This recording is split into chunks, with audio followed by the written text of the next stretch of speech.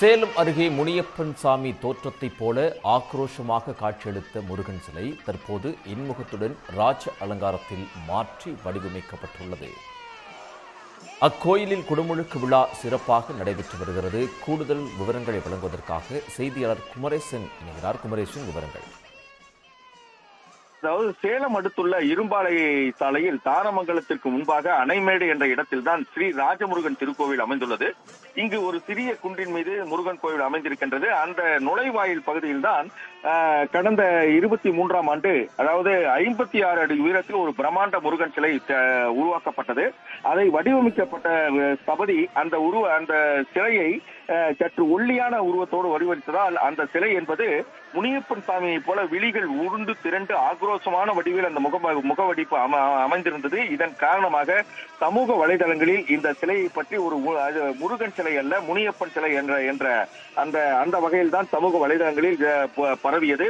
இது அந்த கோவில் நிர்வாகத்தினிடையே மிகப்பெரிய ஒரு வேதனையை அளித்தது. இதன் காரணமாக அப்போது 2024ஆம் ஆண்டு நடைபெற இருந்த அந்த கும்பாபிஷேகம் தள்ளி வைக்கப்பட்டு மீண்டும் சிலையை புதுப்பிக்க அவர்கள் முடிவு செய்து வேறொரு ஸ்தபதி மூலமாக தற்போது அந்த சிலையை நிறுவியிருக்கிறார்கள்.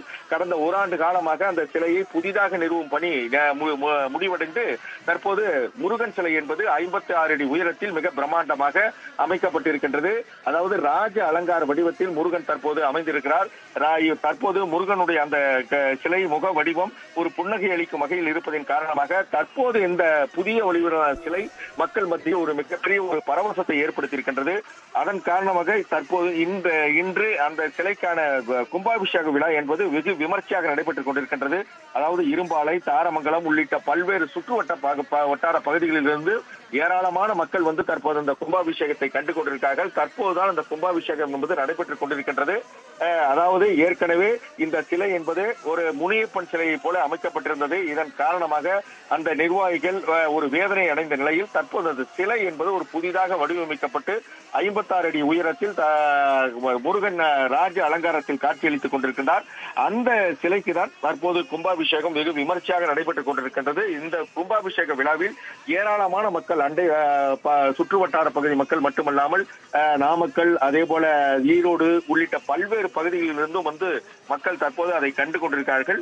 ஏனென்றால் கடந்த 24ஆம் ஆண்டு இந்த சிலையின் வடிவம் என்பது ஒரு முனியப்பன் சிலையை போல விழிகள் உருண்டு திரண்டு ஒரு ஆக்ரோஷ வடிவில் அந்த முருகனின் முகம் அமைந்திருந்தது. இந்த நிலையில் தான் அந்த சிலை புதுப்பிக்கப்பட்டு தற்போது அந்த சிலைக்கு கும்பாபிஷேக விழா நடைபெற்றுக் கொண்டிருக்கின்றது. குமரேசன், தகவல்களுக்கு நன்றி. உடனுக்குடன் செய்திகளை தெரிந்து கொள்ள சன் நியூஸ் பெல் ஐகானை கிளிக் பண்ணுங்க.